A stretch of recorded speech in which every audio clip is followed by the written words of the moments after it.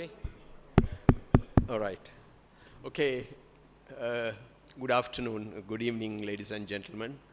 Thank you for being here for this 5th seminar of the conducted by the Committee on Interdisciplinary and Transdisciplinary Studies, commemorating today the World Youth Skills Day. And there are two seminars, basically two speakers contributing to this seminar under the theme Building Today's Youth for the Future. So I would like to warmly welcome both resource persons in Professor Rohan Munasinghe as well as Dr. Ruchira Wijesena, both of them known to us very much. So also this activity today was coordinated by one of our committee members, Dr. Gaya Jayakodi. Since we are talking about the World Youth Skills Day, it's only correct that I will invite a skillful young person to continue the proceedings of today's event. So let me invite Dr. Gaya Jayakodi to the podium to conduct the rest of the seminar.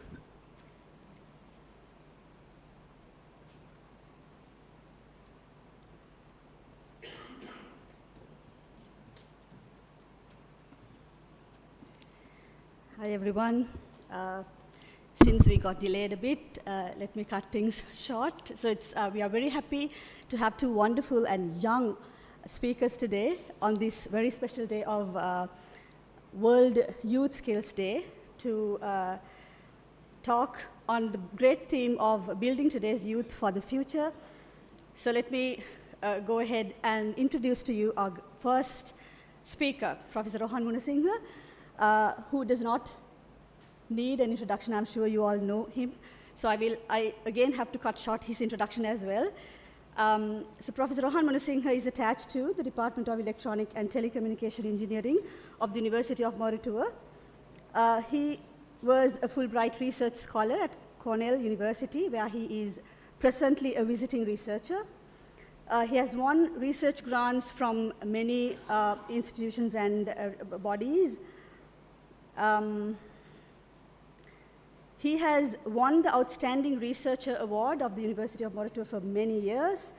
He has written 2 books and 3 book chapters. He's a member of many committees.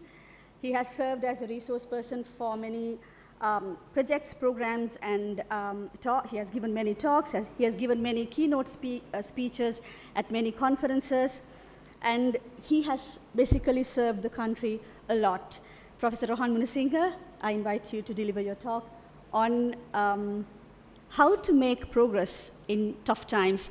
This is actually not only important for the youth, but for all of us as well.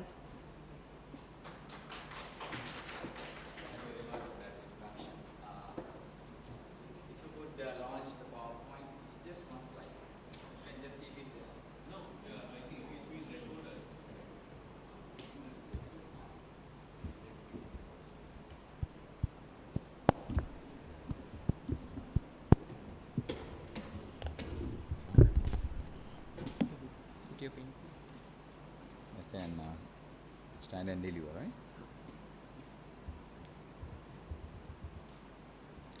So give me a minute.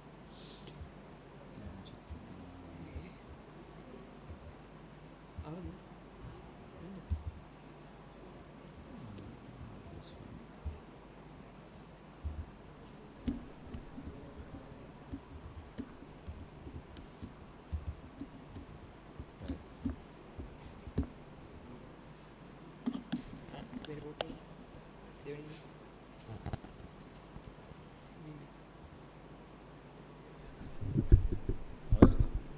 So maybe.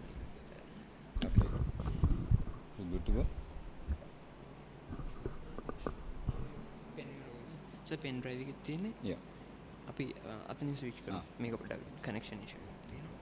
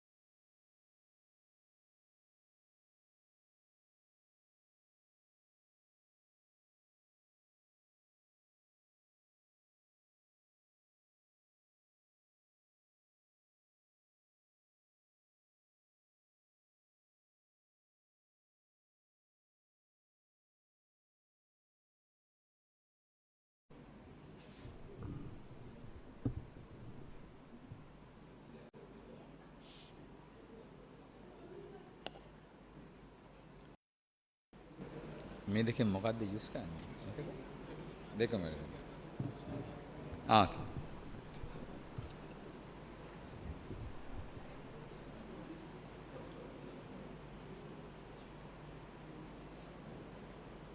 All right.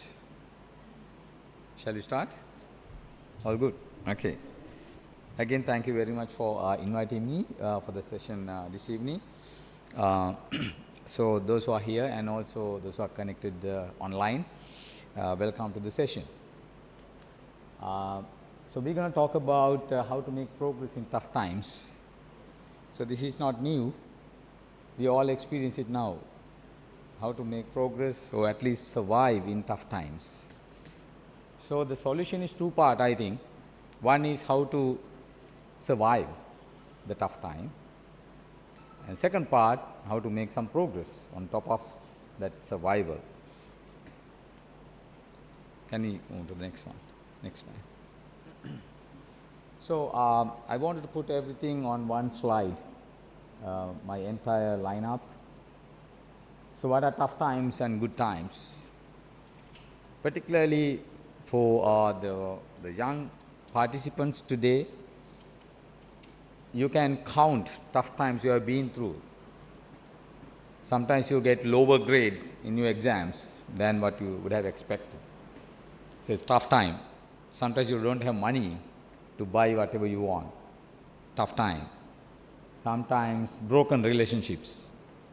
Tough time.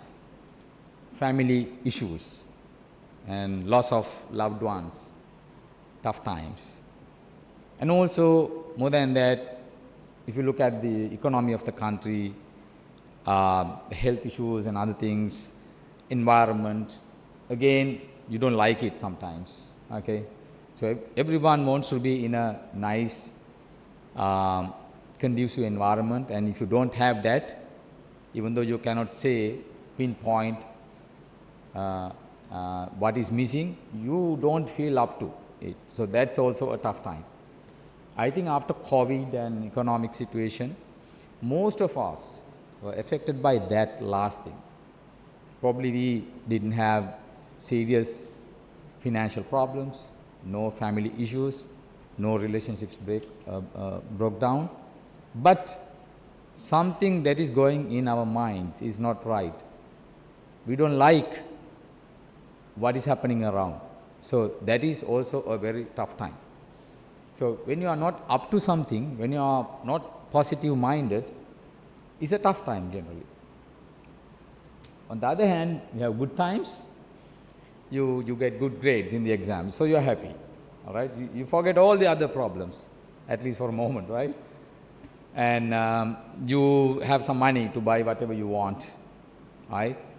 And your family is a very nice family, no problems. So these are good times. So as human beings, we go through this combination of good times and bad times. And sometimes people say, you have good times, bad times, even out. You don't get more good times or more bad times. But I think it's not exactly right. When you are in bad times, there's a tendency that you generate more bad times on top of that, because your mindset is aligned in that direction. You are not thinking right. You don't have courage to go the other way. So therefore, one bad time might be stepping stone to another bad time. So that is making things worse. Similarly, when you are in a good time, you are happy, you are up to it, you can do certain things that you are not able to do otherwise, right, in normal circumstances.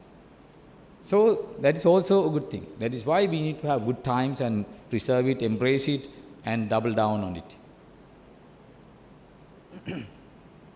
Now, if you look at what generally people do when they are in tough times, a lot of people make it from bad to worse. So that's very unfortunate. Sometimes people make it better by their action. Sometimes they don't do anything. They go to a hole, shut down, don't talk to anybody, just let the time to solve the problem. And sometimes people say that, let time solve the problem. But I don't think it's a really, really good idea, because inaction can be very dangerous. It can be as bad as doing something wrong if you don't take action to recover. Like, for example, disease. You can't let the time to cure diseases, right? You have to get medication. There should be some action for correction. Of course, certain things they are completely out of our control.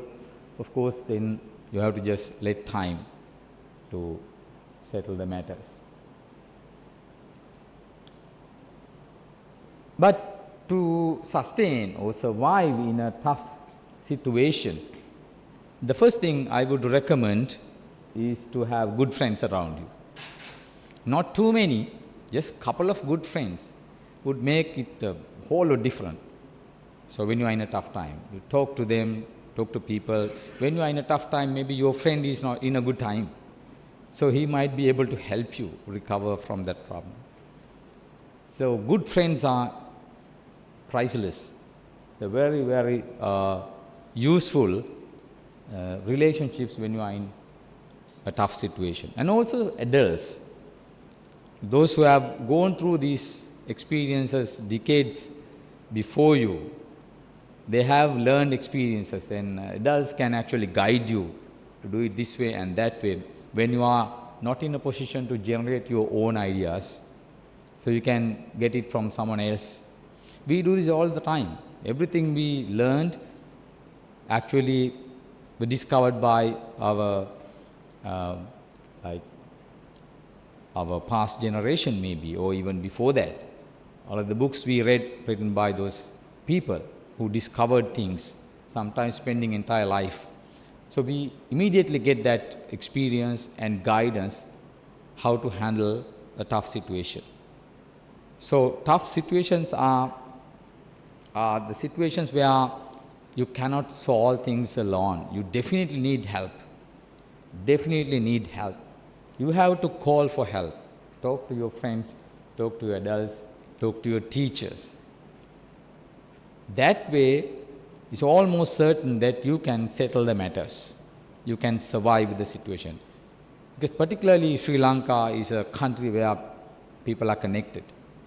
So we don't let people to just die down, right? We are really good in helping people, not in some other developed countries, right? Our culture, our religion, our relationships, it tells that nobody is left behind. So you always have the support from around. So that is a very important thing in our society.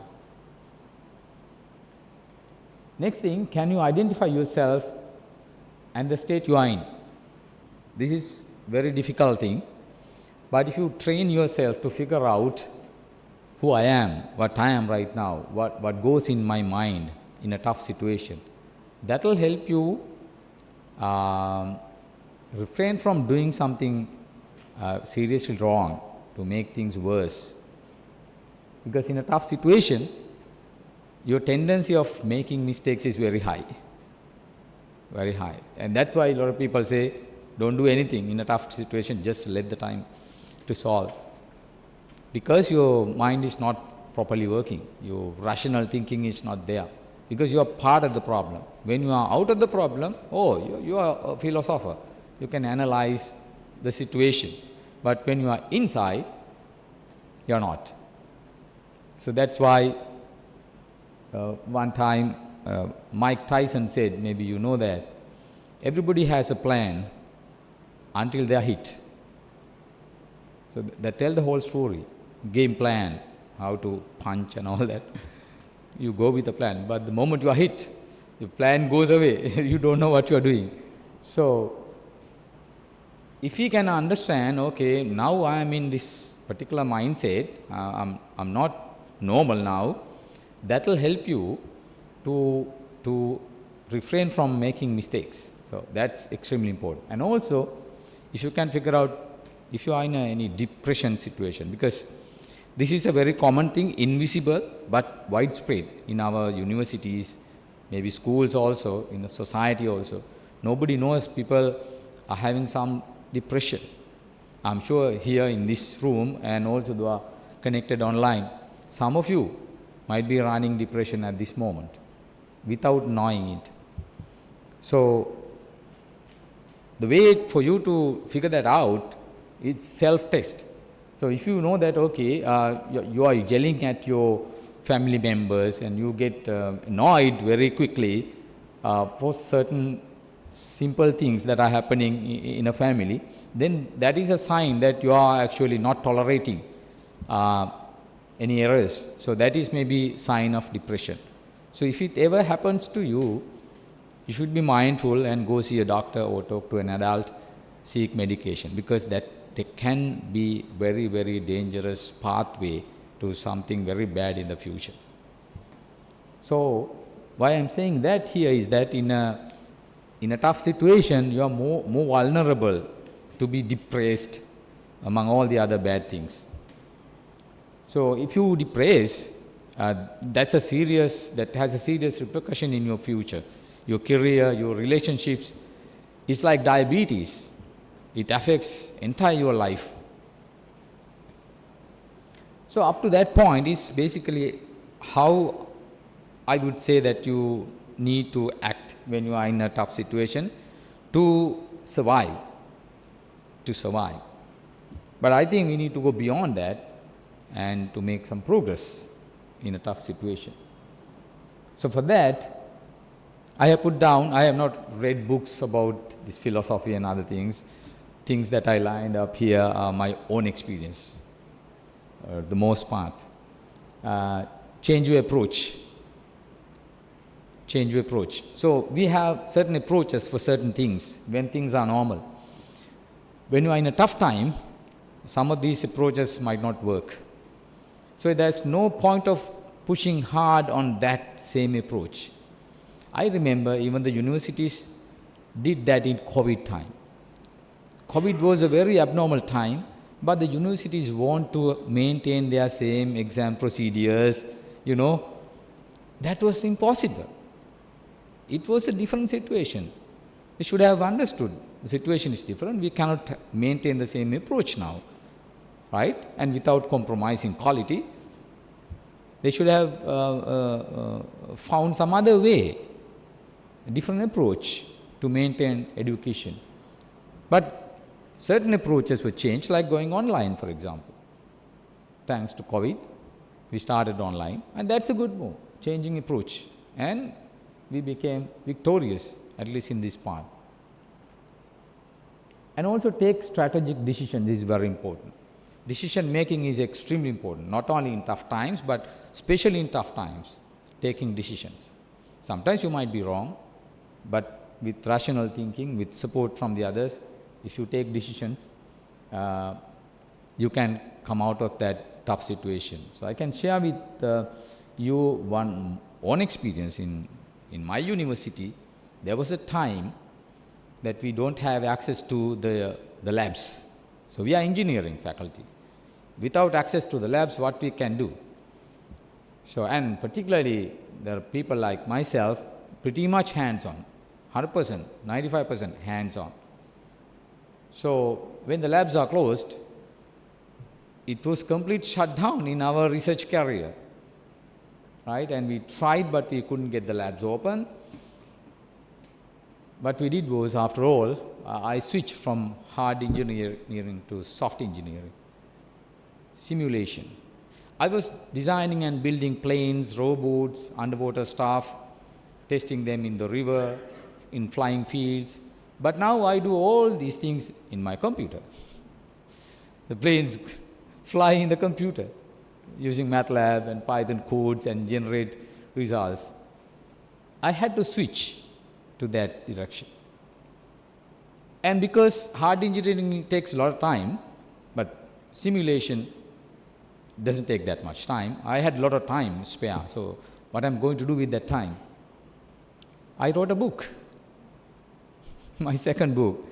It will be published in few months by Springer. It's about optimization and optimal controls. So if not for that tough situation I was in, I wouldn't have written that book. I would still be designing and building planes and drones and things like that. So changing approach and taking strategic decisions is very important, I think, so that you can continue to make progress, okay, despite what's happening around you. Have access to the right tool and resources. In a tough situation, it's like triage area in a hospital. If you go to the hospital, ETU, a lot of patients are brought into that area, maybe 10, 15 patients. Doctor has to decide which one of these patients is to be treated first. They are all bad. They are all patients. But doctor has to decide which one he is going to treat first. Triaging. So in a tough situation, we have to figure out, okay, I have little money, I don't have many things, but with this little thing, what is the tool I need to have in my hand to come out of that situation? It may be a bicycle that will solve your problem. It can be a mobile phone, it can be a computer, it can be something else. You have to figure it out. What is that particular tool? It can be just a tool or a resource or a person or something. That is the key to come out of that situation. And when you are in a tough situation, you tend to blame everybody. You blame everybody because you can always find a problem. Sometimes these are not big problems, but because you are in a tough situation, you amplify the imperfections around you and small errors in people, and you see this big, and you yell at people and make things from bad to worse. Even though you have a point, when you blame somebody, people don't like it. You need to get the message across, make it a point without yelling at people or blaming, especially within your family. So in a tough situation, we can blame politicians, administrations, people and everybody, but there's no point of doing that. Maybe you get a temporary relief, but it's not a significant thing. So don't blame, but communicate. Don't blame, but communicate. That's very important. You have to communicate the point so that a lot of people will know about it, reality. Finally, I want to tell you this, whether it is tough time or not, have a plan. Have a plan for your life, particularly young people. You need to have a plan, okay, in 10 years from now, what you want to be. You want to complete your education, you want to get a job, you want to get married, you want to build your house, buy your car, raise your kids. You can have a general plan for that. So don't go without a plan. Don't go without a plan. If you have a plan, there's a high chance that you get aligned with that plan with certain deviations. Without a plan, you don't know where you are going. You will go this way, that way, zigzagging, and it's not good. When you have a plan, your limited resources you can utilize like a laser effect, right, into that plan. But if you don't have a plan, you're wasting your resources for certain things, and today you want to be somebody, and after 3 months you want to be someone else, like that. Especially kids under grade year 10 or 15 years of age, they are going through that process, zigzagging, okay. So some wants to be an astronomer, some wants to be an engineer, like that. So my youngest kid is 11 years old, and mindset is changing all the time. And today she wants to be this, next month want to be that. But the elder daughter, she is now 17, she is firmly determined. After going through this zigzagging, she wants to be a businesswoman. So it's completely different to my field, but that is what she wants to be. And she is now aligning all of the resources, and she has a plan what to do next 10 years. I don't know how far she will go, but I'm pretty sure she will go quite a bit. So my final request to all of our young people who are here, connected online, is to have a plan. Whatever it is, have a good plan and then work out, update it, review it, and bring all the resources into it and try to achieve the plan as much as possible. And also, sometimes you need to change the plan depending on the circumstances. So be ready for that also. So with that, I want to wish you all the very best in your future careers. And thank you very much.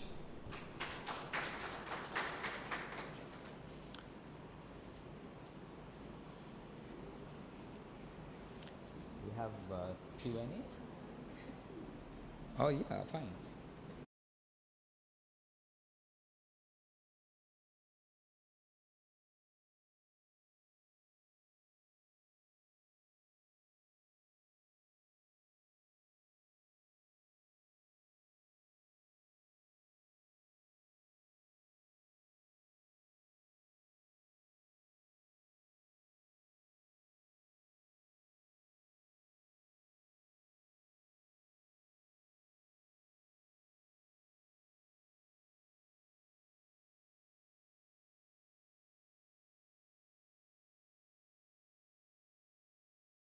Together and discuss. Unfortunately, sometimes younger generation prefer to have their meals even inside their rooms. Okay? Yeah. You can't really convince them to come to the dinner table. Sometimes they think that their work is more important. Okay? And how can you really get them to come and actually have that kind of discussions with the family?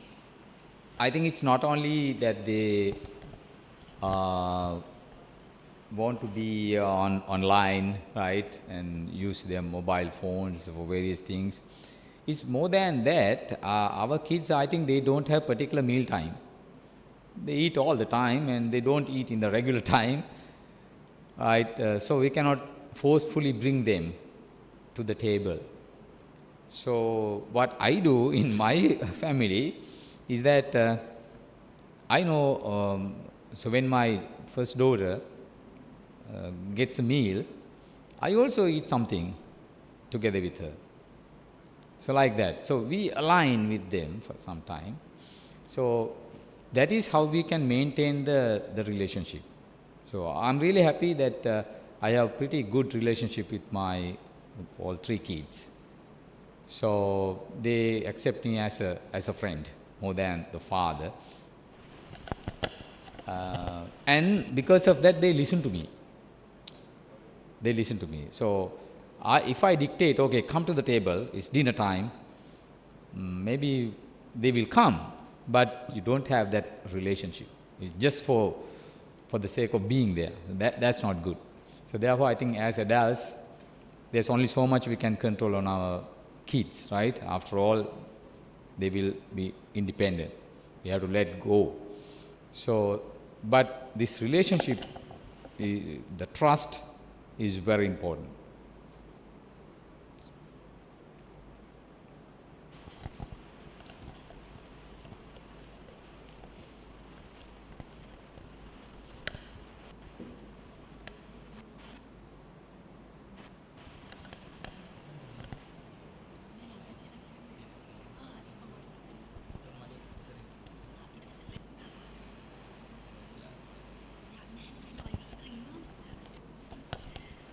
Thank you, Dana. Okay. Oh.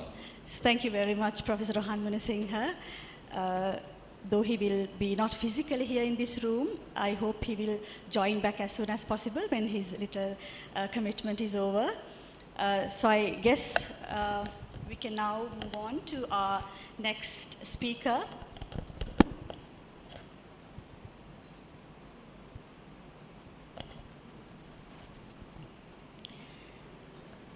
So our second speaker of the day is Dr. Ruchira Wijesena, again a personality who we all know very well.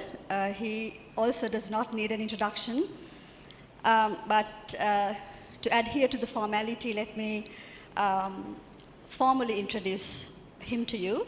So Dr. Ruchira is a respected academic and accomplished materials researcher.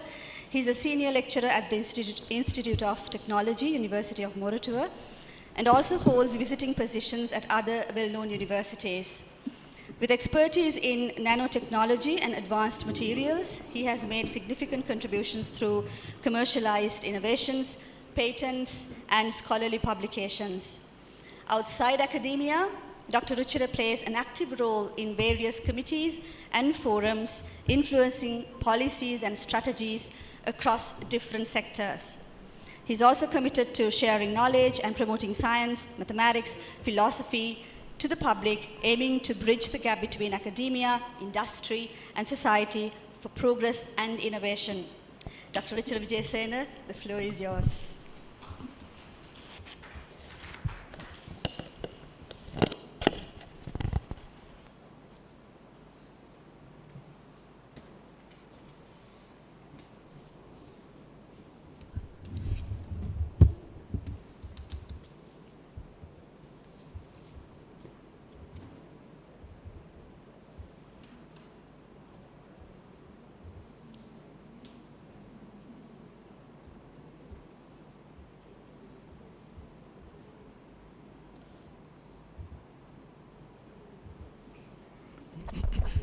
Yeah, good.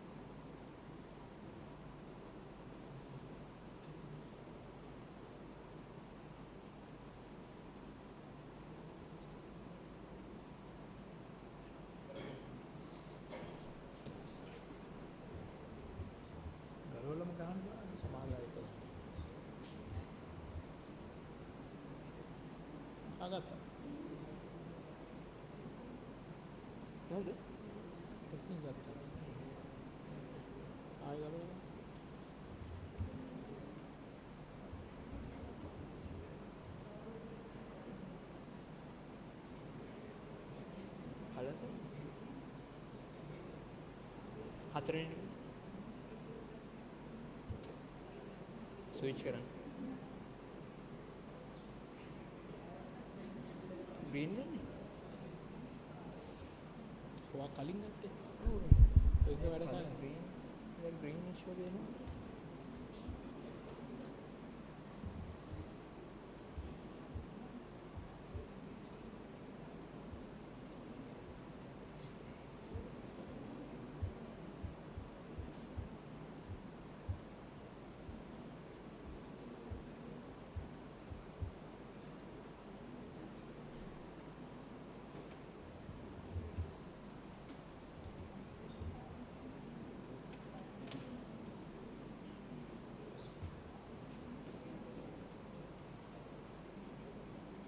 දැන් බයි පැතුම් green දෙන්නේ. ඔය ports දෙකේ මේ දෙපැත්ත මාරු කරලා ගහලා බලමු. කේබල් දෙක පැත්ත මාරු. පැත්ත මාරු කරලා.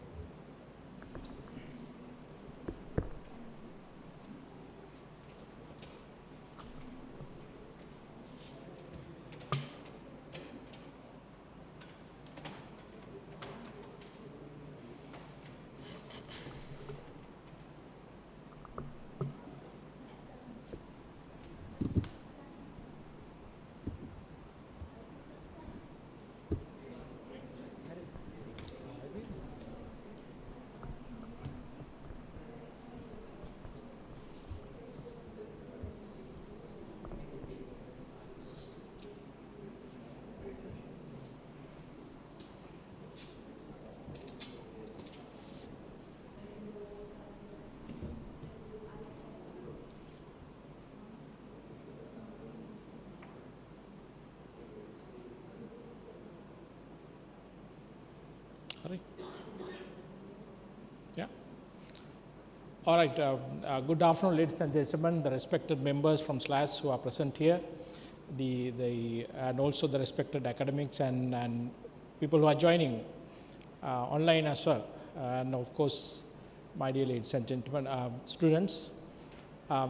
Today we have a very special, speech that's lined up.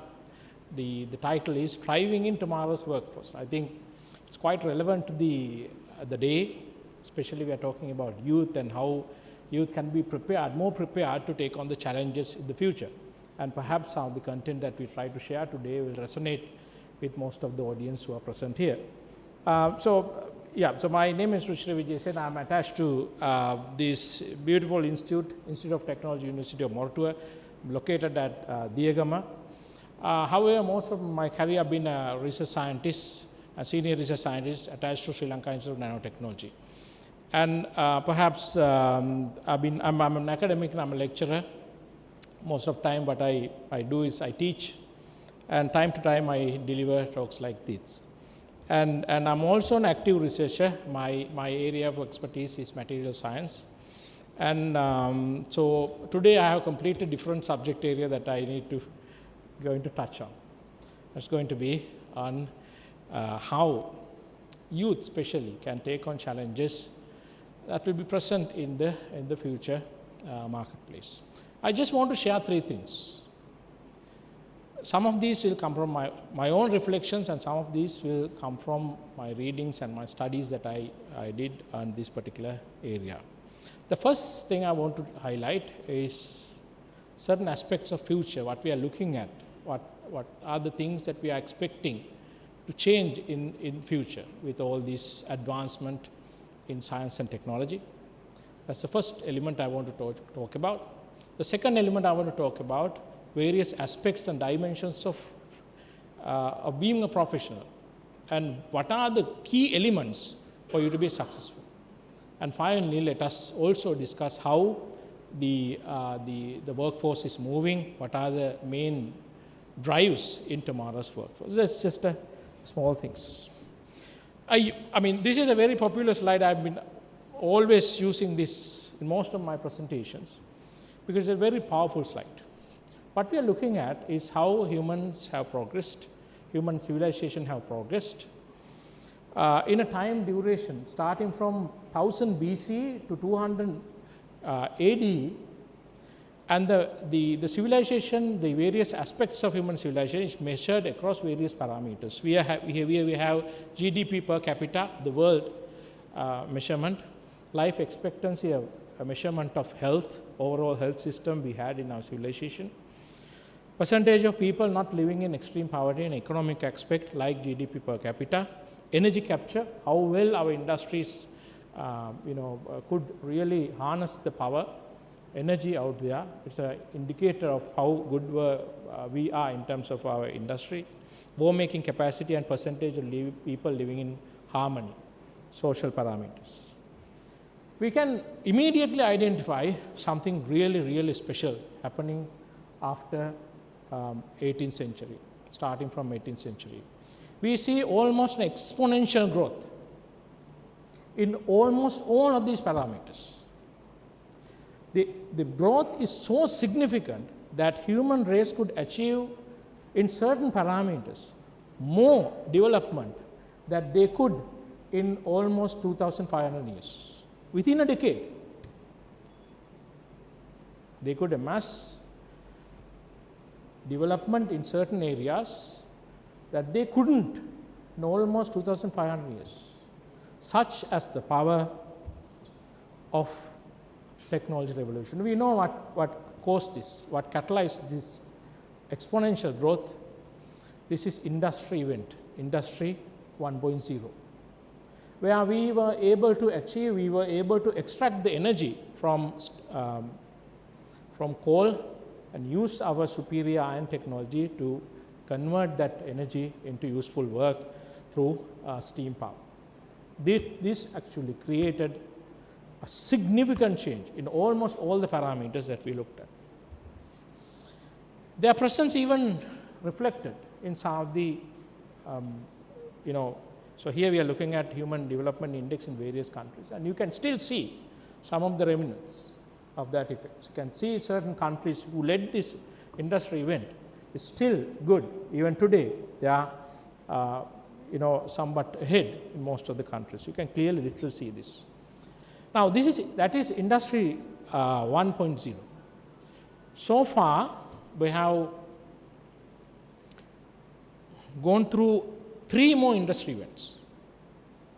We had Industry 2.0 with mass production, Industry 3.0 with computers, what we call computer revolution, and Industry 4.0 with IoT and networking and various aspects. Now we are stepping towards Industry 5.0.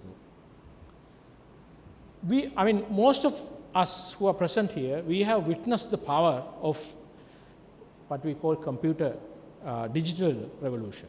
Digital revolution had two main aspects: computer revolution and the information technology revolution. What we are looking at is how even, within this curve, this is an exponential curve for sure. Within this curve also we could see exponentiality. Just, you can see when these, things like digital technology came into the industry, you could see how the economy started to steam up. And this is what will, when we were small, we haven't seen even a computer. And after that, maybe this captures the reflection how we witness our society back in the day, 1980s. Within 30 years of time, we have seen so much of it. It's happening slowly within our lifetime. That's why we are not seeing it. But still, you could see the impact is very significant. Even in Sri Lanka, our economy doubled, tripled within this very short time period. The recent events is a different case. In terms of GDP, we went back 12, 13 years back because of the economic downfall we experienced recently. But still, you can see the exponentiality that's happening at the very heart of the curve. What we are looking at GDP per capita with purchasing power parity in Sri Lanka. You could see how, so for the economy to increase to make it basically to double, how much time it takes. You can see clearly it takes less and less time for this continuation to happen. And despite the recent event, despite the setbacks we experienced recently, this will continue to go. And this is with only one revolution. And we are witnessing the youth is experiencing right now almost 8 technology revolutions for now. And 4 of them are steaming in their high power in these days as well. Robotics, virtual reality, artificial intelligence, nanotechnology. So are very rapidly evolving even right now. So what we are seeing here, we are seeing significant, despite the recent setback, we are seeing significant changes in the economies. A lot of opportunities will be coming up. A lot of revenues will be made. A lot of monies will be made. And what we need to look at, what we need to really see, how well our youth can connect with some of these concepts, some of these revolutions, so that they can really be participants in this whole revolution. We went through 4 technology revolutions, but as a country, whether we were in a position to really harness the true potential of this revolution still remains a big question, and most of the people agree we haven't. And when these things happen, my first message for the youth who are present here is that we need to be ready to truly harness the potential, the economic growth that these revolutions will bring forward in our country. Message number 1. Message number 2. This is about how we should, the various aspects, dimension of professionalism and what are going to be relevant. You see, there are 2 types of plumbers. Plumber A can get something done. Plumber B also can fix a job, but still he has something else to offer, something more. He takes records. He has number of different tools he uses for different occasions, for different jobs. He has eye for quality. But A, yes, he gets the thing done, of course. But B has something else to offer. Get the things done. B has something else to offer. Teachers. There are two types of teachers. Teacher A will prepare the student for the exam. Teacher B prepares the student for the life. There are two types of soldiers also. Soldier A and soldier B. Soldier A protects a personality. Soldier B protects a community. We can see this in so many different types. I'm taking a few examples. There are two doctors, A and B. A is concerned about medicine. A would write a prescription even before the patient sits on the chair. We have seen this, we have witnessed this. So concerned about medicine. B, on the other hand, is concerned about the overall health of the individual who's in front of him. There are two citizens as well, A and B. Citizen A and citizen B. A is interested on what he receives. B is interested on upholding the values of the society as a whole. My message number 2. In future, we are looking at mass replacements of A's, because A's are so easy to be replaced with the technologies that we are talking about. And the real value, irreversible value is created by B's. They will still be relevant with the invents of various high-end technologies that we are going to see, which we will definitely witness in coming era. Message number 2. Message number 3. Yeah, so this is what it is. It's very important that you, if you are looking at the future professionalism, it is defined by 3 main aspects. You need to see the big picture. You need to manage the situation, and most importantly, you need to have something called flair. What is flair? Flair is that you always have something else to offer. You see, a plumber should do plumbing, yes, that's his job, but still he also needs to come up with various new ways of getting things done, how to fix things in a new different ways, and he must also teach his students. He must pass on that knowledge. That is called flair. A doctor operates, yes, a surgeon operates. He also must come up with new ways of doing surgeries and pass on that knowledge to his pupils. Teacher must teach and also come up with new ways of teaching. And this will be a cornerstone defining element in future professionalism. So the young people who are participating to this event and also will be listening to this lecture, a key element in future, key facets of future professionalism will be the flair. How much you will contribute to the society as a profession, not in the way, not in carrying out your routine job roles and responsibilities, but also what else that you can create and offer to the society for the progression of the society as a whole. Third thing. What we are looking at is the population pyramid of Sri Lanka. When we look at this, we can see a very interesting aspect. We can see in the history of Sri Lanka, the highest number of youths will be entering to the job market is something that's taken 2020. So we are looking at, we have to shift one bar forward.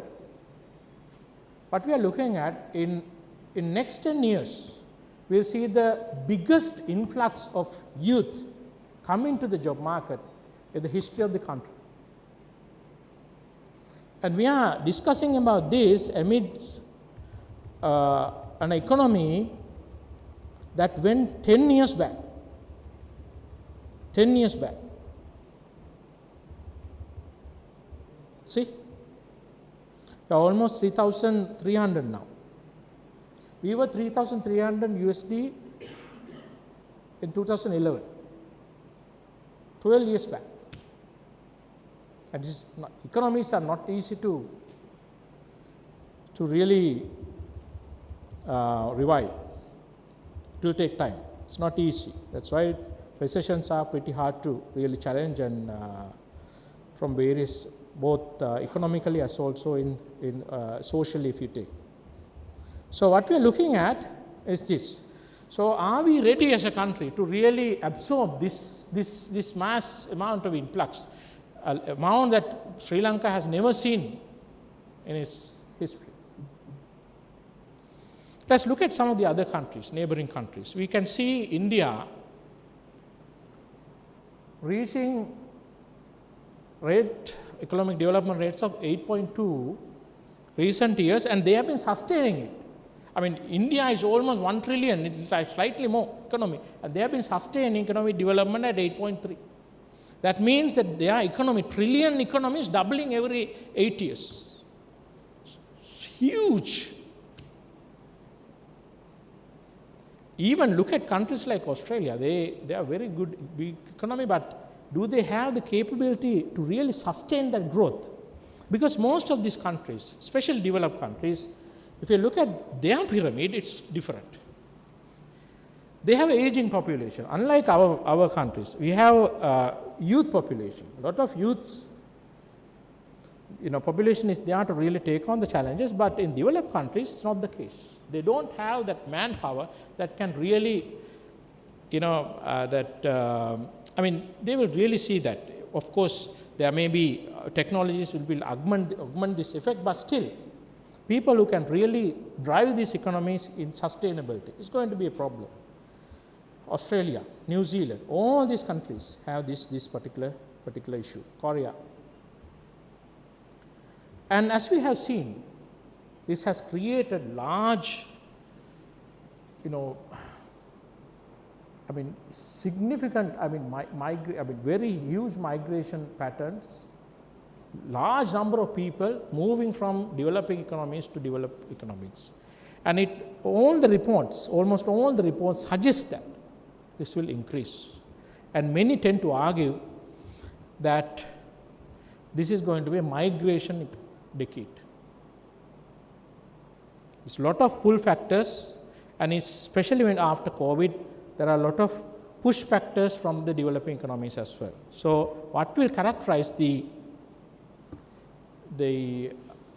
future next decade is that there will be a lot of pull factors from developed economies and push factors from developing economies.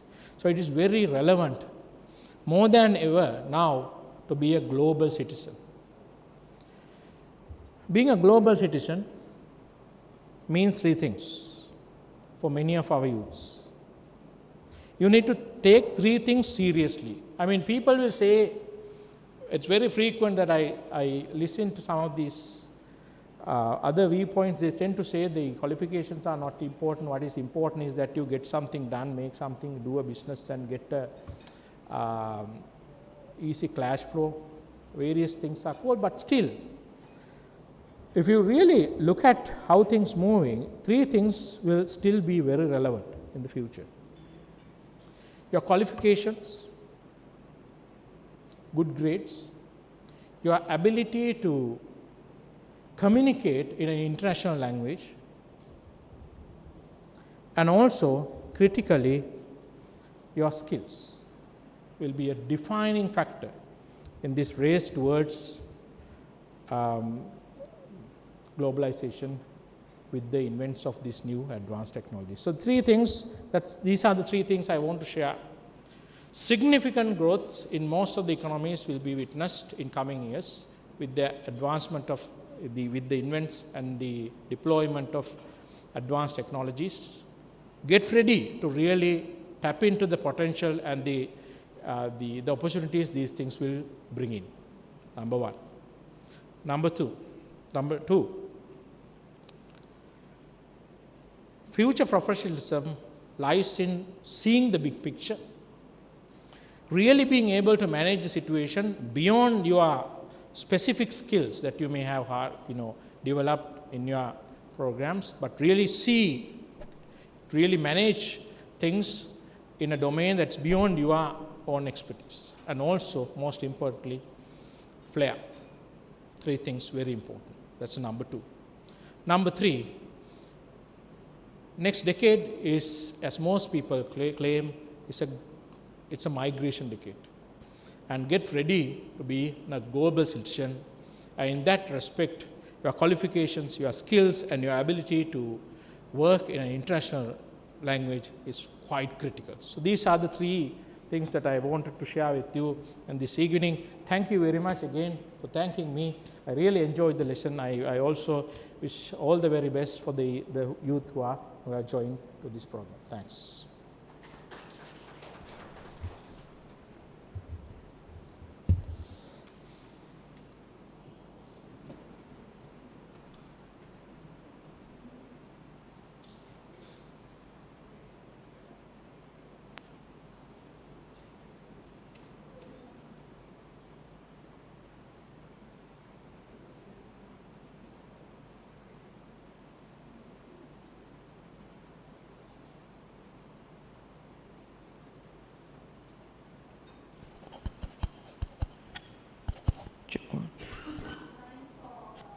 Questions to our speaker?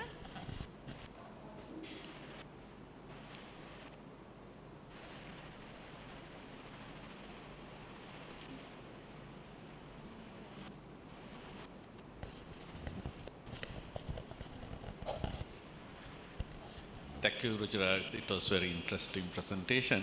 This is about the point, global citizenship or the you say migration, right? How the countries like Sri Lanka, like a very small country, right? So I know that some other professionals also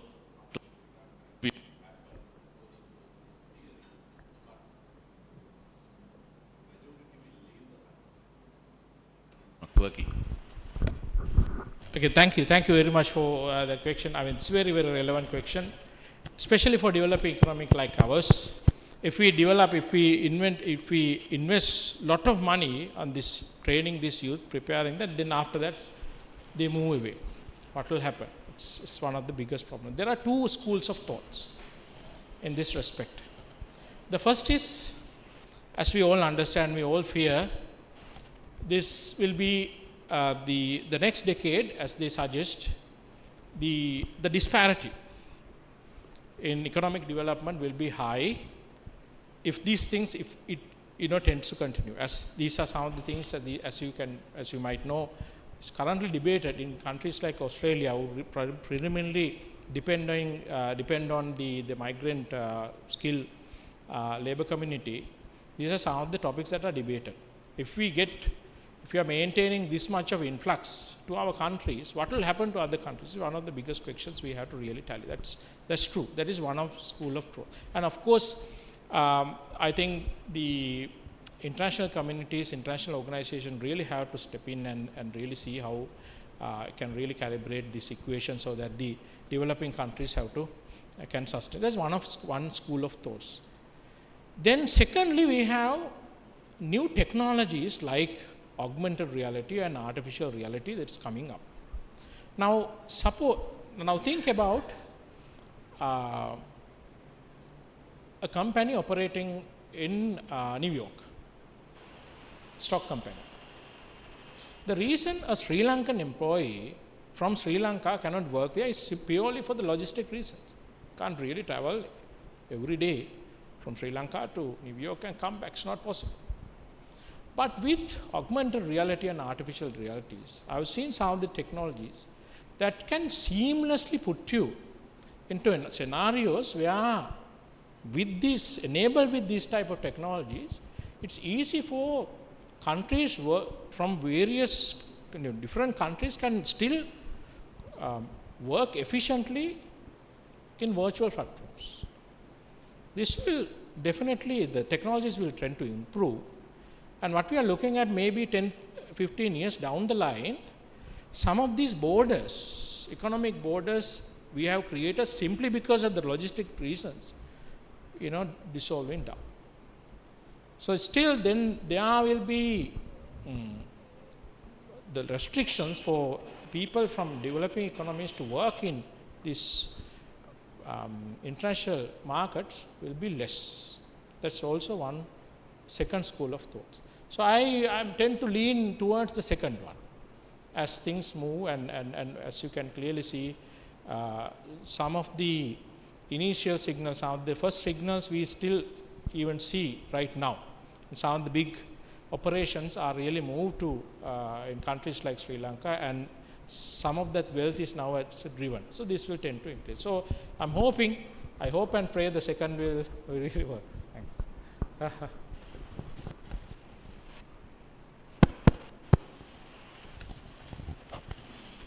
Thank you for the opportunity, and I'm an undergraduate about me, I'm Danidu. So I have a question for you. That is, you told about globalization and this new technology coming in. So what would be the role of Sri Lankan citizen as a young person and as well as an adult? So I want to know, like, separately, what would be the role of the adults in this situation, and what would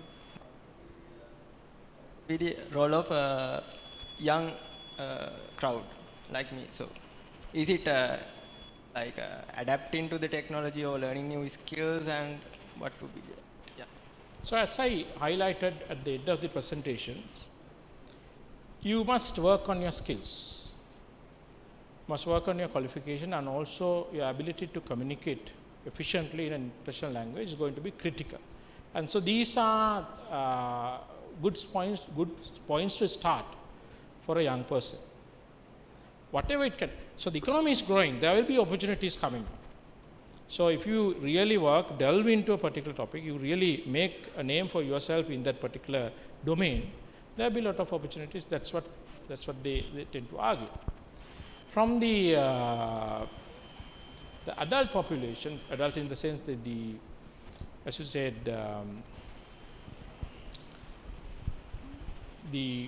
so I think their main role is to really welcome change and support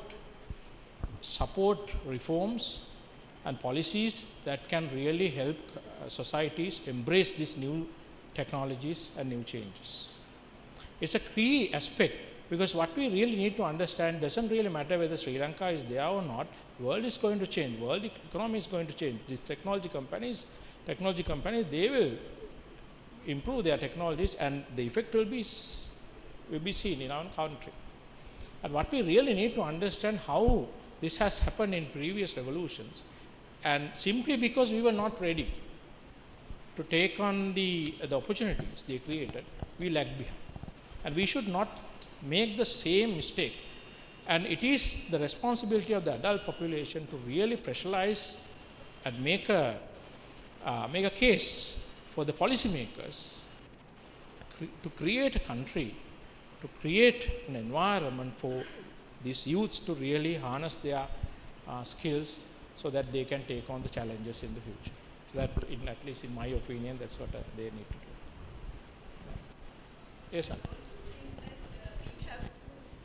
Change our foreign policy if we want to become global citizens, because now we have a lot of problems. Now if we want to buy something for our laboratories, chemical, now we are working abroad, if we order chemical, it will be on the following day or in 2 or 3 days. But here it's a long procedure, so we have to wait for a long time, so the outcome will be delayed. Okay? And also now in Sri Lanka, when they provide financial support, they will buy cars for the MPs, ministers. But if we ask for a good piece of equipment, which is really needed for this country, now actually unfortunately, for Pearl, we have a lot of samples, still we could not get them analyzed because we don't have money, we don't have chemicals, we don't have accredited laboratories, but no one is interested in putting some money to establish an accredited laboratory in this country. Okay? So I think our financial policy, our foreign policy, I think there are policies, they are not put into practice properly. I think without changing that, our country cannot, our people cannot be global citizens. Yeah. Can I make a suggestion on top of yours, madam? Let us start with increasing our expenditure on education at least 2-3 points. Currently, we are at 2% of our GDP. Neighboring countries, even Nepal, Bhutan, India, they are above 5%. And with all the resistance, India decided few years back to really invest on education and maintain 5% GDP rate for their education, both public as well as private. Now they are really witnessing the good effects of that decision. So let us start from that point. And as an academic, I think that's our obligation, to really pressurize policymakers to really see education as an investment, because you can clearly see now education is an investment that you will really harness the return of investment within few years. The amount of, now if you take a university student, let's say you spend around 2 million to create the student, trained student. When he goes to the industry, he works at a salary, let's say 100,000. Within 3 years, he recovers that investment to the economy. So tell me any other investment that has a return of investment within 3 years. And it's not the cost, it's an investment. I think if we start at that point, perhaps we can go so far. Yes. Yeah.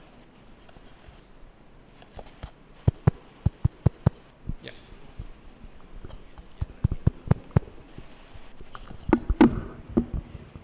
If there are no more questions, we can proceed.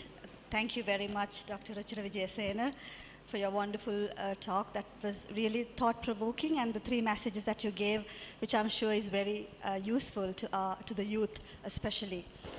Now is the time to show our appreciation to the 2 speakers. We are just checking whether we can get Professor Munasinghe as well into the hall. Give us a minute for that.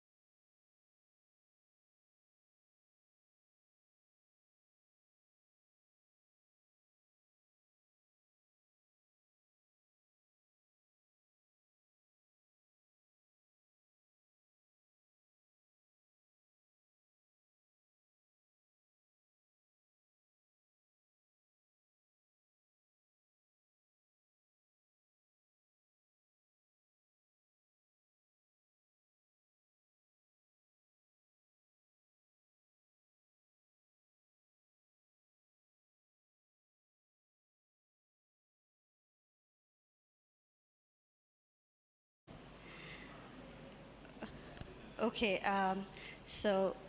without any more delay, we are going to go ahead with the program. So to show our appreciation to the speakers, we have a small token of appreciation prepared. So I call upon Professor Mahesh Jayavira to the front to present the first token of appreciation, to present.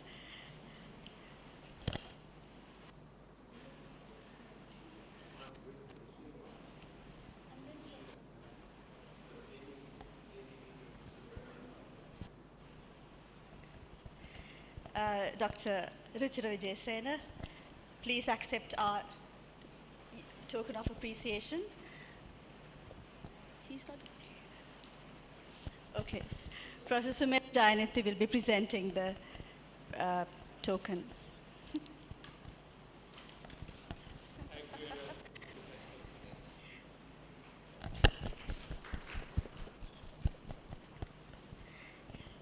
And to present our token of appreciation for Professor Rohan Munasinghe, since he is not physically present here, Professor Udeni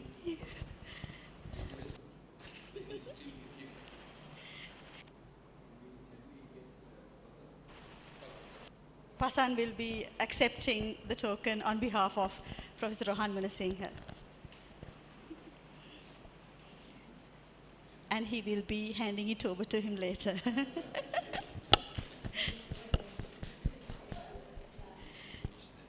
Yes, and now I call the secretary of our committee, Interdisciplinary and Transdisciplinary Committee of SLAAS, to formally present the vote of thanks. Dr. Pasan.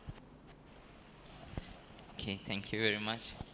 So we had another exciting event at SLAAS, and we were discussing about various aspects, and today was another new experience, and then we had a lot of new ideas coming in. And then I want to highlight on a couple of things that our very talented and very prestigious speakers mentioned. First, I want to thank them for accepting our invitation. Dr. Goya coordinated them really nicely. Professor Rohan Munasinghe and Dr. Ruchira Wijesena, both of them are very busy, occupied, and they are involved in a lot of activities, and then finding time to come here physically and delivering these speeches with us, it's actually our privilege to have you here.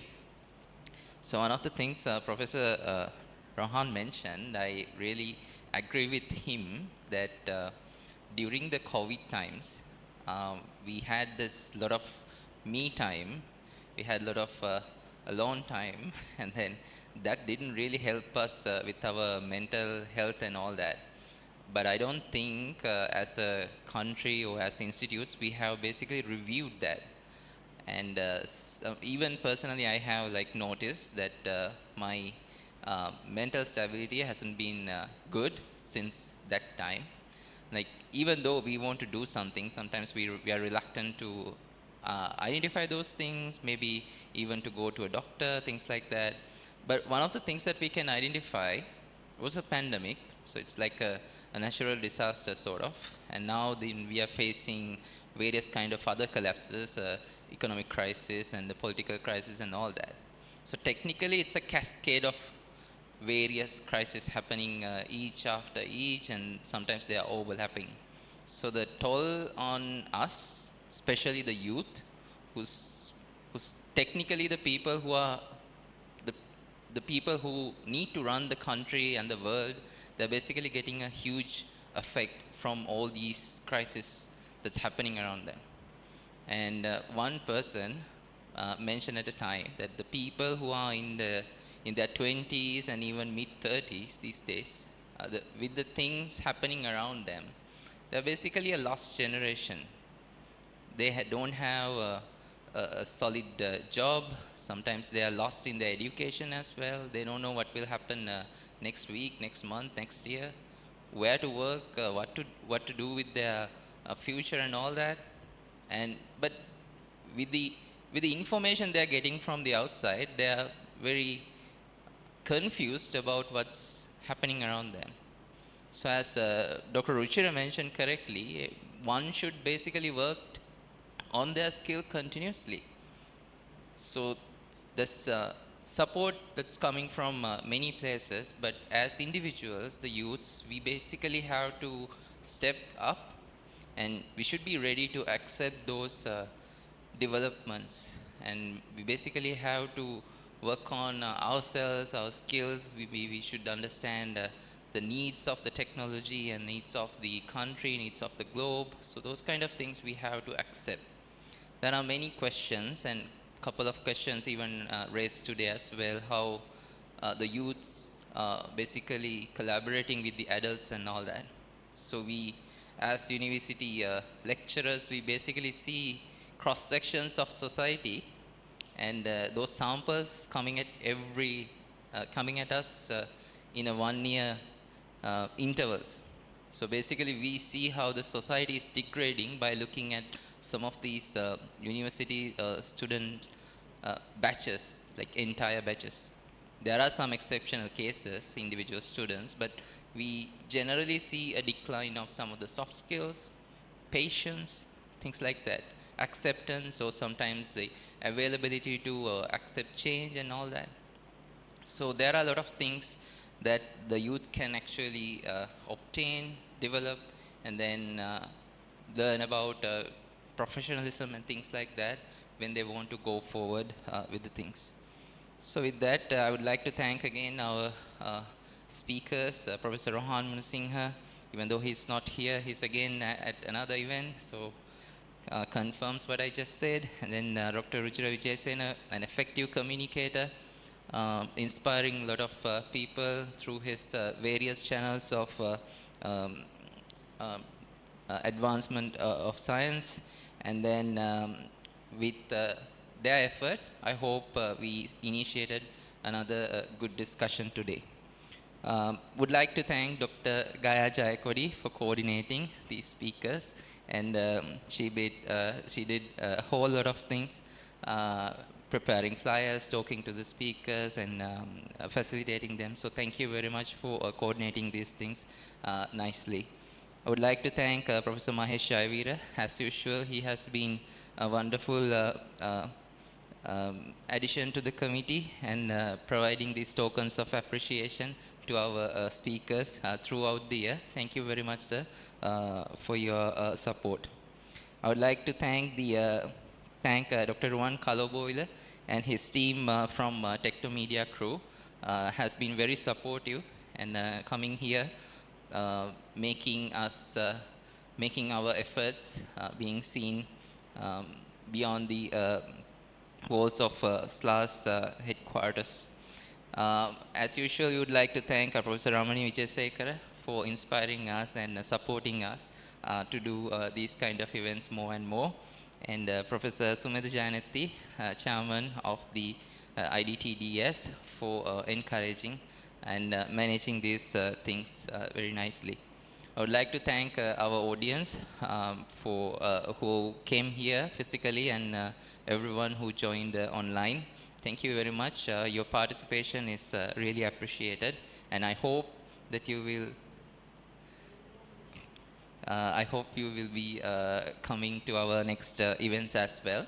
Recording of the program today, as well as the programs that we had last couple of months, will be uploaded to the SLAAS YouTube channel. So you can basically look at them and get inspired. You can share with other people, and let's hope at least a couple of lives will be changed with this information. So with that, we can conclude the event today, and we are hoping to have 2 more seminars for this year before we head into the final annual sessions. And we assure to provide more information about those seminars very soon, and I hope those 2 will be very interesting too. Thank you again, and I hope that you will have a nice rest of the day. Good luck.